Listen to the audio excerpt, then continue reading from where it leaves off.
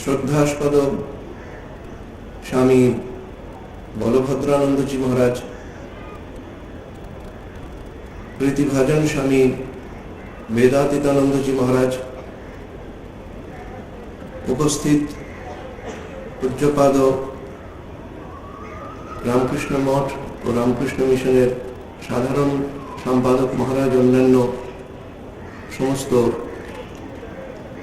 বরিষ্ঠ সন্ন্যাসী বৃন্দ,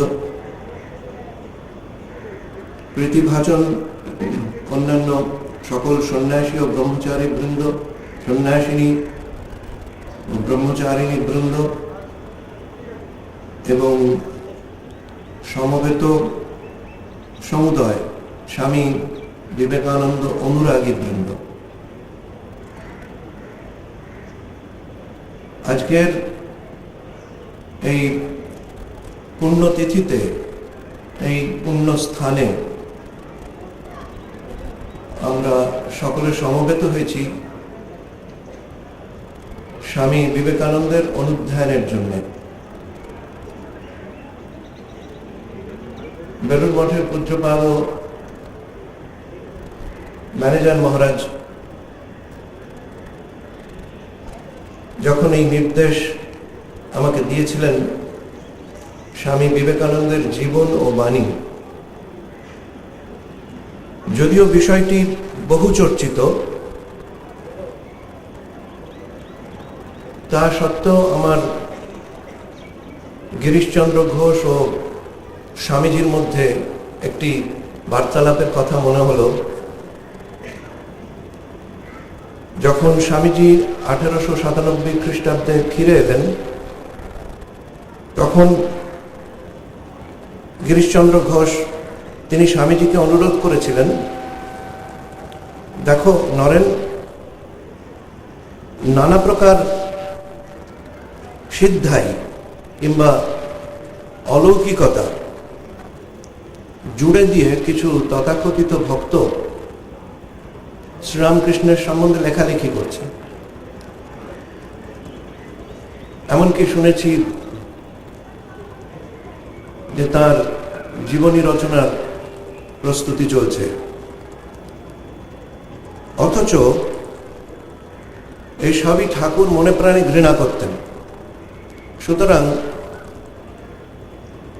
আমি একটা অনুরোধ করি তোমায়, যে তুমি শ্রীরামকৃষ্ণের একটি প্রামাণ্য জীবনী গ্রন্থ লেখো, যাতে সকলের মোহ ভঙ্গ হয়। শুনে স্বামীজি যেন লম্বা জিভ কেটে বললেন যে সে অসম্ভব। আমি কি বুঝেছি ঠাকুরের? শেষকালে শিব গড়তে কি বাঁদর গড়ব? আশা করি আপনারা বুঝছেন আমার অবস্থা ততই বছর। সেই জন্য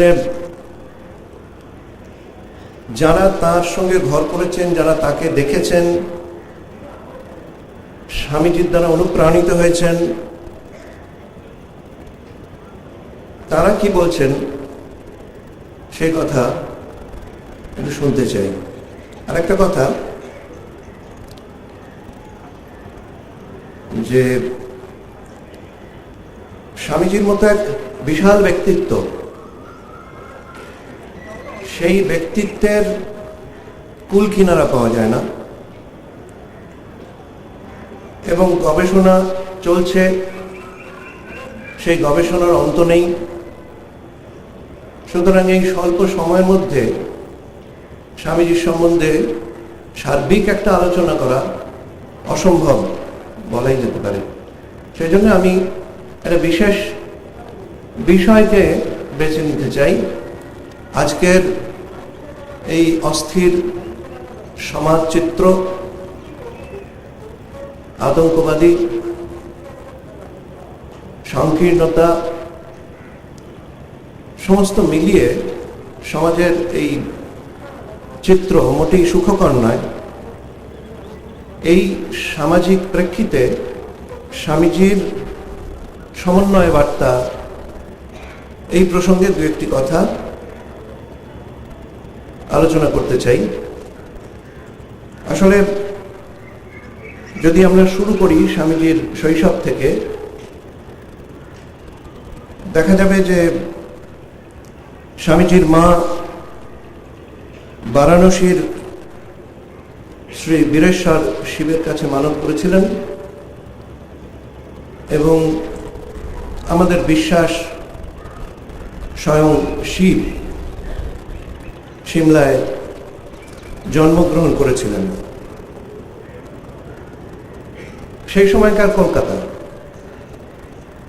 তখন কলকাতার হাতে গোনা কয়েকটি বনেদি পরিবারের মধ্যে জোড়াসাঁকোর ঠাকুর পরিবার ইত্যাদি, তার মধ্যে দত্ত পরিবার একটি বনেদি পরিবার। স্বামীজির পিতা বিশ্বনাথ দত্ত, তিনি অ্যাটর্নি। তার গৃহে বহু মানুষের যাতায়াত, সেখানে সাহিত্য চর্চা, ইতিহাস চর্চা, সেখানে তুলনামূলক ধর্মের চর্চা, সেখানে বিভিন্ন ভাষা এবং অন্যান্য সংস্কৃতি নিয়ে চর্চা, সঙ্গীত, নৃত্যকলা চর্চা সবই ছিল। তার সঙ্গে আবার উত্তর কলকাতার যে একটা, আমরা কমন ভাষায় বলি আড্ডা কালচার, সেটিও ছিল। সুতরাং স্বামীজির বাল্য বয়সে ওই পরিবেশের মধ্যে তিনি বড় হয়েছেন এবং যেহেতু ধনী পরিবার, সেই জন্যে সেই ধনী পরিবারের আদব কায়দা সেটাও তার জানা ছিল। কিন্তু তার অসম্ভব একটা প্রতিভা, সবকিছু একেবারে ভেঙে চুরে দিতে চান। অবশ্য পরবর্তীকালে যখন তার পিতার আকস্মিক মৃত্যু হলো, তখন তিনি উল্টোটাও দেখলেন। তার পরিবার যে দারিদ্র্যের সম্মুখীন হলো, সেই অবস্থায় তিনি কিভাবে সেই পরিস্থিতিকে সামলেছিলেন বা সেই পরিস্থিতির সম্মুখীন হয়েছিলেন, তার ঘটনা আমরা জানি। অন্য কোনো পরিবার বা অন্য কোনো ব্যক্তির ক্ষেত্রে সেটি কোনো বিয়োগান্তক পরিণতির দিকে এগিয়ে যেত কিনা আমরা জানি না, কিন্তু স্বামীজির যে একটা মিশন, তার আবির্ভাবের একটা উদ্দেশ্য, সেটি পিছনে কাজ করছিল শ্রীরামকৃষ্ণের আশীর্বাদ। উপনিষদের ঋষি বললেন, আশ্চর্য বক্তা কুশলস্য লব্ধা। গুরু এক আশ্চর্য ব্যক্তি এবং শিষ্য তেমনি দক্ষ ও কুশল। বিদ্রোহী, চরমপন্থী, অসহিষ্ণু নরেন্দ্রনাথ একদিকে, অপরদিকে মানুষ করার এক সুমহান শিল্পী শ্রীরামকৃষ্ণের অসীম সহ্য শক্তি, অসীম ধৈর্য, কে হারে কে জেতে। শেষে দেখা গেল শ্রীরামকৃষ্ণ নিজে হেরে গিয়ে স্বামীজিকে জিতে নিলেন। শেষের দিকে কাশীপুরে আপনারা জানেন, শ্রীরামকৃষ্ণ একদিন নরেন্দ্রনাথকে বলছেন যে আজ তোকে সব দিয়ে ফকির হলুম। আর তার প্রতিদানে নরেন্দ্রনাথ তার কি প্রতিক্রিয়া, পরবর্তীকালে 1895 খ্রিস্টাব্দে ইটি স্টাডিকে লেখা একটা চিঠিতে তিনি লিখলেন,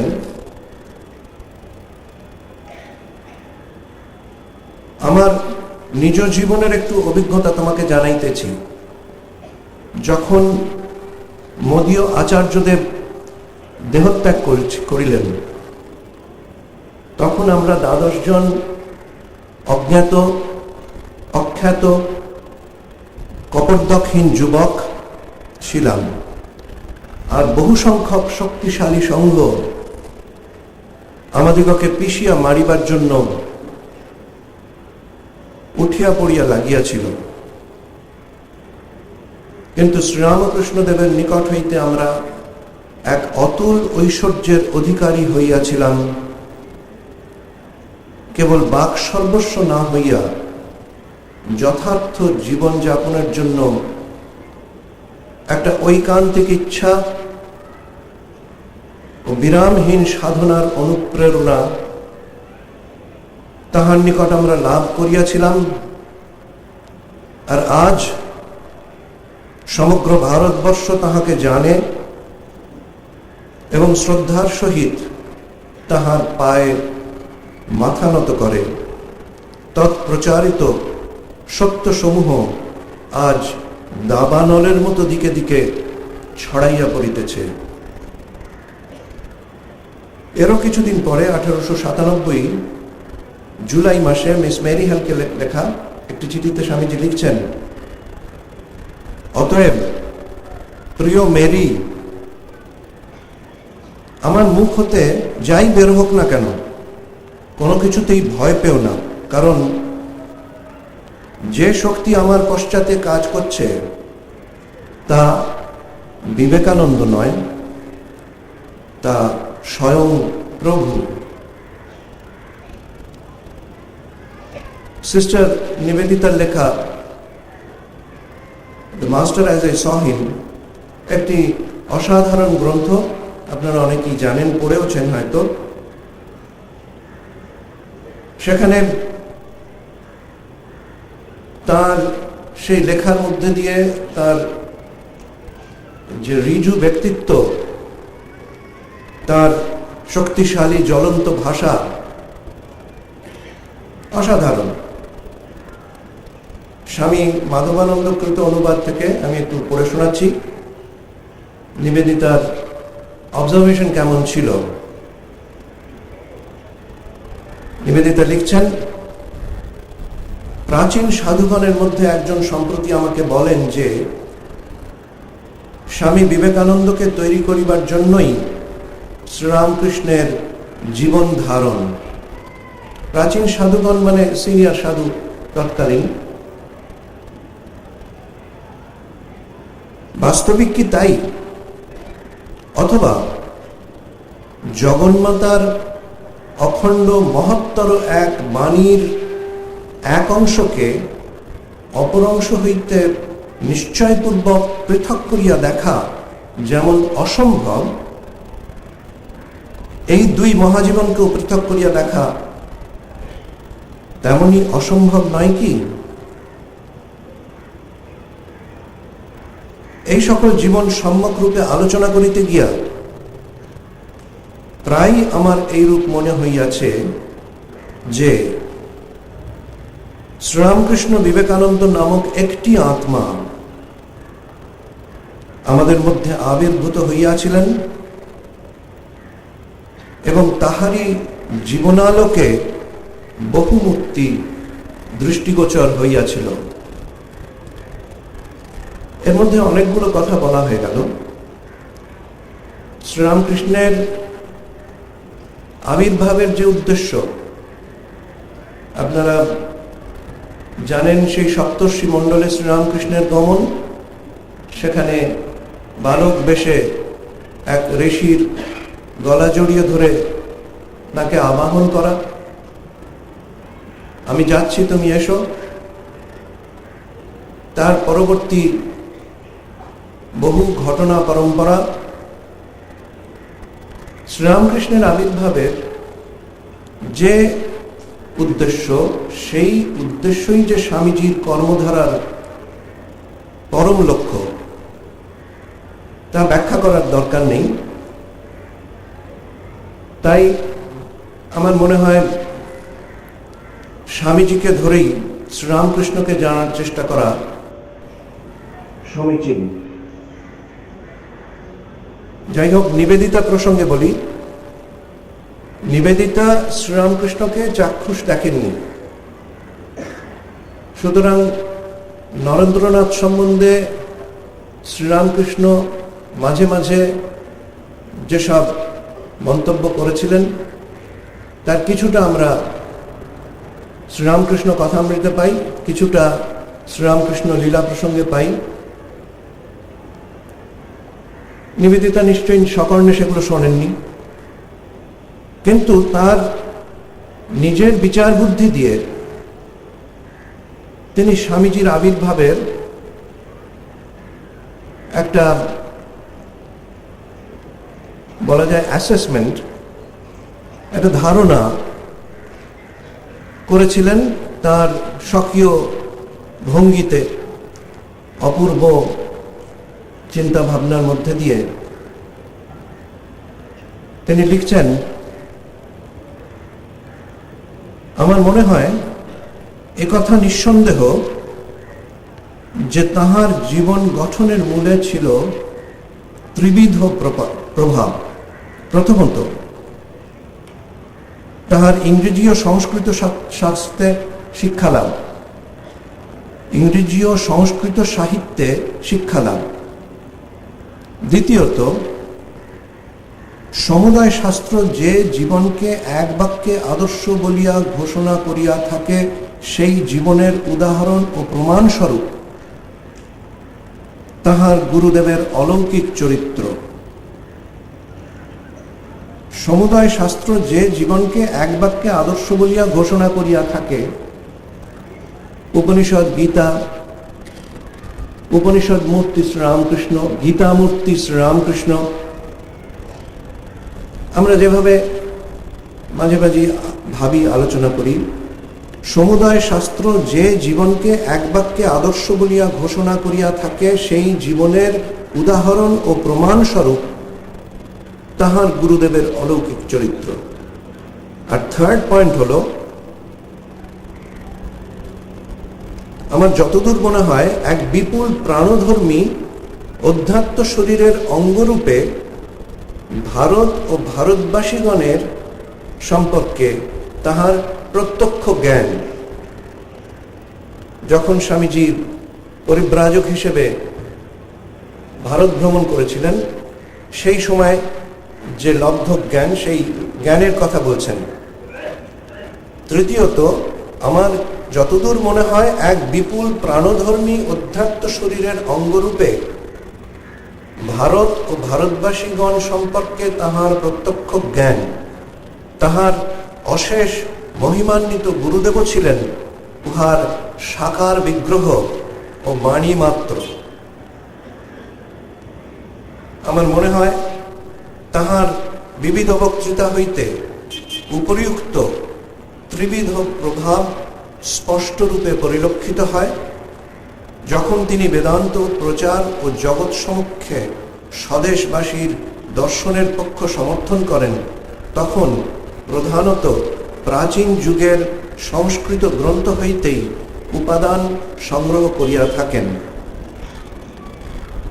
যদিও ইহা সত্য যে ঐরূপ প্রাঞ্জলভাবে ও দৃঢ় নিশ্চয়তার সহিত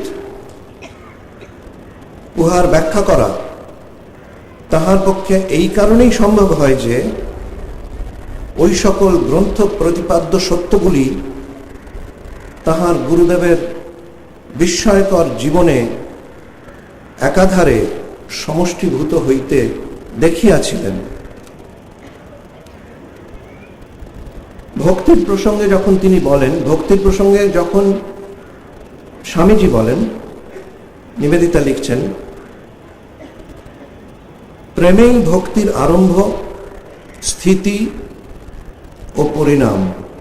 অথচ যখন তিনি কর্মযোগের বিশ্লেষণ করিতে গিয়া বলেন কর্মের রহস্য, তখন আমরা যেন তাহার গুরুদেবকেই দেখিতে পাই। সুতরাং দেখা যাইতেছে স্বদেশ ও স্বদেশবাসীগণের প্রতি তাহার শ্রদ্ধা এই প্রত্যক্ষ জ্ঞান হইতেই উৎপন্ন হইয়াছিল।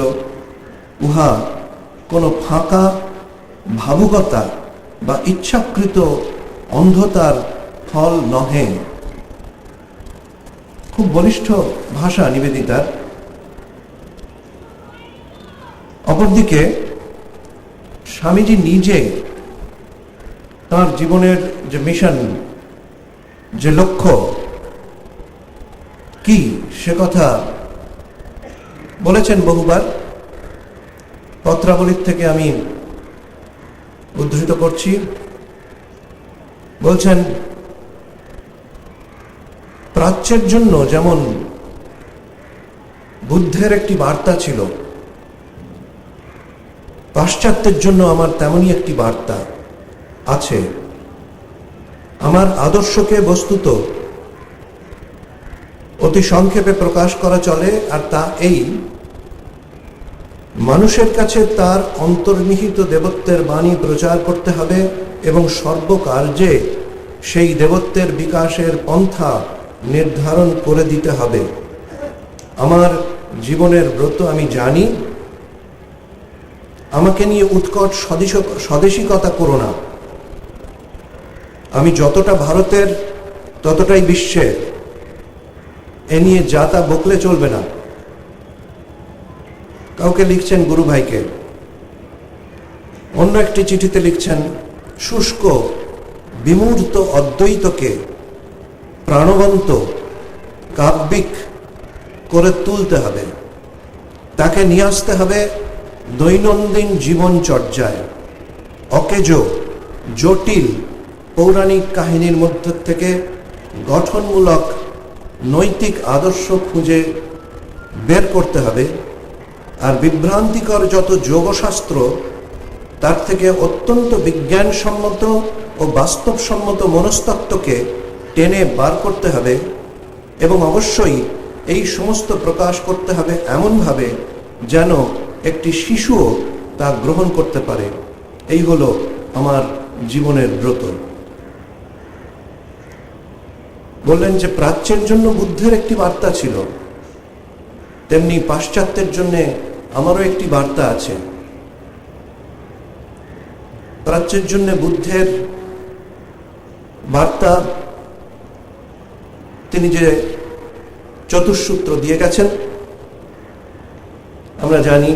পাশ্চাত্যের জন্য স্বামীজির বার্তা কি, সে বিষয়ে আচার্য প্রফুল্লচন্দ্র রায়ের একটি বক্তৃতা ব্যাঙ্গালোরে 1928 সালে তিনি স্বামী বিবেকানন্দের জন্মতিথিতে বলেছিলেন, মার্চ মাসে। তার কিয়দাংশ পড়ছি। পূর্ববর্তী বক্তা চিকাগোর মহান ধর্মসভার উল্লেখ করেছেন। ওই বিষয়ে আমার একটি ঘটনার কথা মনে পড়ে। বর্তমান কালের ভয়াবহ ম্যাক্সিম কামানের আবিষ্কর্তা হিরাম ম্যাক্সিম একজন আমেরিকান। তিনি স্বামীজির বক্তৃতা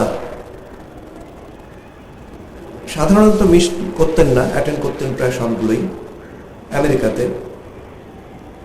বর্তমানকালের ভয়াবহ ম্যাক্সিম কামানের আবিষ্কর্তা হিরাম ম্যাক্সিম স্বামীজির অধিকাংশ বক্তৃতার সময় উপস্থিত ছিলেন। তিনি লিখে গেছেন যে প্রাচ্য ভূমির থেকে যে সকল প্রচারক গিয়েছিলেন তাদের কেউই গৈরিক পরিহিত মহান ভারতীয় সন্ন্যাসী স্বামী বিবেকানন্দের তুল্য বিপুল প্রভাব বিস্তার করতে সমর্থ হননি। তিনি ইহবাদী আমেরিকান জগৎকে যেন প্রায় উড়িয়ে নিয়ে গেছিলেন। আমেরিকানরা এখন যন্ত্র সভ্যতায় প্রচুর এগিয়ে গেছে, তাদের প্রগতির সীমা নেই, কিন্তু তাদের মধ্যে অনেকেই ফিরে দাঁড়িয়েছেন। অনেকেই জানেন আমেরিকা এমারসনের মতো মহারিষির জন্ম দিয়েছে। আজ থেকে বহুদিন আগে এমারসন প্রাচ্য সাহিত্য পড়েছিলেন। তিনি আমেরিকানদের কাছে সর্বেশ্বরবাদ ও অধ্যাত্ম তত্ত্ব প্রচার করেছিলেন। এমন সব লক্ষণ আছে যার থেকে বোঝা যায়, আচার্য প্রফুল্লচন্দ্র রায় লিখছেন, এমন সব লক্ষণ আছে যার থেকে বোঝা যায় আমেরিকানরা অনেকেই তাদের প্রগতির বর্তমান রূপে তৃপ্ত নয়। এমন চিন্তার ও মনের সংকটক্ষণেই স্বামী বিবেকানন্দ তার অদ্বৈত দর্শন প্রচার করতে গিয়েছিলেন এবং তিনি যা প্রচার করেছিলেন তা মুছে যাবার নয়। অর্থাৎ স্বামীজির প্রবল ইচ্ছা ছিল যে টু স্পিরিচুয়ালাইজ দ্য ওয়ার্ল্ড, বিশ্বে অধ্যাত্ম প্লাবন ঘটানো। কিন্তু তা তো সহজ কাজ নয়। সারা বিশ্বের এই বিশাল মনুষ্য সমাজ, তার অসংখ্য জাতি রাষ্ট্র, তাদের ভিন্ন ভিন্ন সংস্কৃতি, অনন্ত ধর্মীয় বৈচিত্র্য, সভ্যতার বিকাশের মধ্যে তারতম্য, সব মিলিয়েই স্বামীজি দেখেছিলেন, অনুভব করেছিলেন। আবার তার ঊর্ধ্বে উঠে আরো কিছু উপলব্ধি তার হয়েছিল। 1895 9 আগস্ট নিউ ইয়র্ক থেকে তিনি একটি চিঠিতে লিখছেন, আরেকটি কথা, ভারতকে আমি সত্য সত্যি ভালোবাসি, কিন্তু প্রতিদিন আমার দৃষ্টি খুলিয়া যাইতেছে। আমার দৃষ্টিতে ভারতবর্ষ, ইংল্যান্ড কিংবা আমেরিকা ইত্যাদি আবার কি, ভ্রান্তিবশত যাহাদিগকে লোকে মানুষ বলিয়া অভিহিত করে, আমরা সেই নারায়ণেরই সেবক। যে ব্যক্তি বৃক্ষমূলে জল সেচন করে, সে কি প্রকারান্তরে সমস্ত বৃক্ষটিতে জল সেচন করে নাকি? অর্থাৎ সবকিছু একাকার হয়ে গেল। এক কালোত্তীর্ণ বিপুল প্রেমের প্রবল উচ্ছ্বাসে বসুধৈব কুটুম্বকম। স্বামীজির কথা উদ্ধৃত করে নিবেদিতা বলছেন, তোমরা মনে করো লড়াই করাটা শ্রীবৃদ্ধির লক্ষণ। এটা সম্পূর্ণ ভুল। অপরকে নিজের করে নেওয়াই প্রকৃত উন্নতির লক্ষণ। এ ব্যাপারে হিন্দু ধর্ম সিদ্ধহস্ত। আমরা কোনো কালে যুদ্ধ বিগ্রহের ধার ধারিনি। অবশ্য গৃহ পরিজন রক্ষার জন্য কখনো কখনো উত্তম মধ্যম দেওয়ার ক্ষমতা আমাদের ছিলই, কিন্তু যুদ্ধের জন্য যুদ্ধ করার পক্ষপাতী আমরা কদাচ ছিলাম না। প্রত্যেককেই তা শিক্ষা করতে হতো। সুতরাং এইসব আগন্তুক জাতির দল আসুক। আমরা সেই সময়কার ঐতিহাসিক প্রেক্ষাপটে চিন্তা করছি, যে সময় ব্রিটিশ শাসন ভারতবর্ষে জারি আছে এবং যে সময় এই আজকের যে বৈজ্ঞানিক সমৃদ্ধি তখন ছিল না। বলছেন, সুতরাং সেই সব আগন্তুক জাতির দল আসুক, নিজের পথে চলুক। কালচক্রের আবর্তনে সকলেই শেষে হিন্দু ধর্মের অঙ্গীভূত হয়ে যাবে। আচার্য প্রফুল্লচন্দ্র রায়, তিনি কলিঙ্গনাথ রায় একজন বিজ্ঞানী, তার সঙ্গে একটি যৌথভাবে লেখা লিখেছিলেন বঙ্গবাসী পত্রিকায়। স্বামীজির দুঃখের সমব্যথী হয়ে যেন লিখেছিলেন মনে হলো। তিনি লিখছেন, আমাদের হিন্দু সমাজে গলদের অন্ত নাই। সংকীর্ণতা, অনুদারতা, প্রতি পদে শুধু দলাদলি। কিন্তু আমাদের দলাদলির ভেদাভেদের মূলে শুধু গোঁড়ামি, সংকীর্ণতা। আমাদের হৃদয়ে বড় ভাব আসে না? আমরা যেন অচলায়তনের সংকীর্ণ গণ্ডি বেষ্টিত। তাই বোধহয় স্বামীজি আমাদের কূপমণ্ডূক বলিতেন। স্বামীজি যথার্থই বলিয়াছেন যে সংকীর্ণ ভাবের দ্বারাই ভারতের অধঃপতন হইয়াছে, তাহার বিনাশ না হইলে কল্যাণ অসম্ভব। শিকাগোর ধর্মসভায় তিনি বলিয়াছিলেন যে কুসংস্কার মানুষের শত্রু বটে, কিন্তু সংকীর্ণতা তদপেক্ষা ঘোরতর শত্রু। কিন্তু তা সত্ত্বেও আমরা দেখি স্বামীজি আশাবাদী ছিলেন। পাশ্চাত্যের বিজ্ঞান এবং কারিগরি শিক্ষা বা টেকনিক্যাল নলেজ, তার সঙ্গে প্রাচ্যের আধ্যাত্মিকতার সমন্বয়ের কথা স্বামীজি বারবার বলেছেন। অপরদিকে সরফরাজ হোসেনকে লেখা চিঠিতে স্বামীজি লিখলেন, বৈদান্তিক মস্তিষ্ক ও ইসলামীয় দেহ, এটি ভারতবর্ষের ভবিষ্যতে বেঁচে থাকার উপায়। তারপরে প্রাচ্য সাহিত্য, প্রাচ্য সঙ্গীত, প্রাচ্য স্থাপত্য, তার সঙ্গে পাশ্চাত্য সঙ্গীত, স্থাপত্য, সাহিত্য সবকিছুকে হাতে হাত মিলিয়ে চলার কথা বারবার বলছেন। সেখানে আমরা দেখতে পাই যে স্বামীজি একটা অসাধারণ কথা বললেন। রেফারেন্স এখন বলতে পারবো না। বলছেন যে the present world is governed by the Puranas or mythology, but the future world will be governed by Upanishads. অর্থাৎ মানুষের এই বহু ধরনের টালমাটাল অবস্থা, আমাদের সমাজের এই অস্থির চিত্র, ওঠা নামা, অশান্তি, মানুষের দুঃখ, হিংসা, যুদ্ধ, এর মধ্যে দিয়ে আমরা এগিয়ে চলেছি স্বামীজির কথায় এক সেই উপনিষদের সত্যের দিকে। এবং এই চলার পথে আমাদের দার্শনিক বিবর্তন হচ্ছে। দর্শনের সার কথা বা শেষ কথা আজ থেকে 5000 বছর আগে ঋষিরা বলে গেছিলেন, কিন্তু তারপরে যেন ডিলিঙ্ক হয়ে গেল, ছিন্নতা সৃষ্টি হলো, সেটা কোথায় যেন হারিয়ে যাচ্ছিল।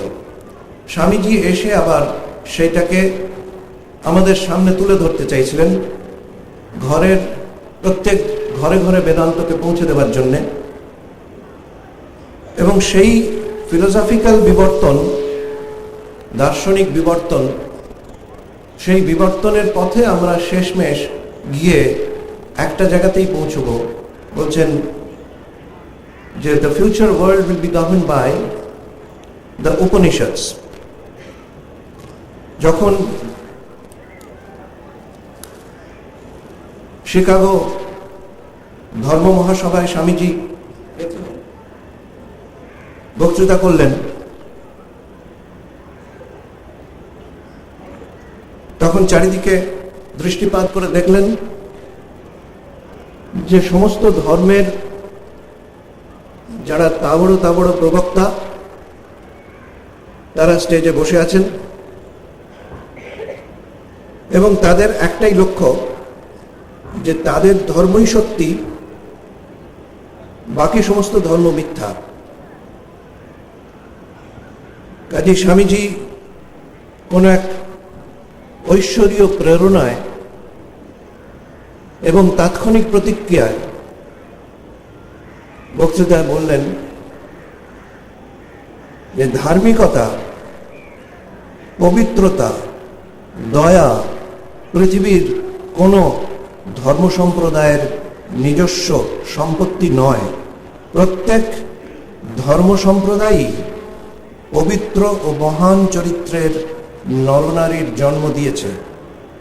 এইসব প্রত্যক্ষ প্রমাণ সত্ত্বেও যদি কেউ কল্পনা করে যে শুধুমাত্র তার ধর্মই টিকে থাকবে, অন্য সব ধর্ম ধ্বংস হয়ে যাবে, তাকে আমি হৃদয়ের অন্তঃস্থল থেকে করুণা করি এবং এই বলে তার দৃষ্টি আকর্ষণ করতে চাই যে বিরোধিতা সত্ত্বেও খুব শীঘ্রই প্রত্যেক ধর্মের পতাকার উপর লেখা হবে বিবাদ নয় সহায়তা, বিনাশ নয় ভাবের আদান প্রদান, মতবিরোধ নয় সমন্বয় ও শান্তি। এর মধ্যে দিয়ে কি এক অসাধারণ সমন্বয় বার্তা তিনি জগৎকে দিয়ে গেলেন। আমরা এতদিন পরে খানিকটা টের পাচ্ছি এই ইসলামিক স্টেট বা তালিবান বা অন্যান্য টেররিস্ট তারা যেভাবে নরসংহার করে চলেছে, যে অস্থিরতা ভারতবর্ষে এবং ভারতবর্ষের বাইরে আমরা খবর পাই, সেই অস্থিরতার প্রেক্ষিতে স্বামীজির এই সমন্বয় বার্তা আমাদের বুঝতে হবে। আমাদের এই রাস্তায়, এই পথে কাজ করতে হবে। সকল প্রকার সংকীর্ণতার ঊর্ধ্বে উঠে এক মহা সমন্বয়ের পথে চলার শক্তি স্বামীজি আমাদের দিন। আমরা সকলে মিলে আসুন প্রার্থনা করি স্বামীজির কাছে যেন তিনি আমাদের শক্তি প্রদান করেন। নমস্কার।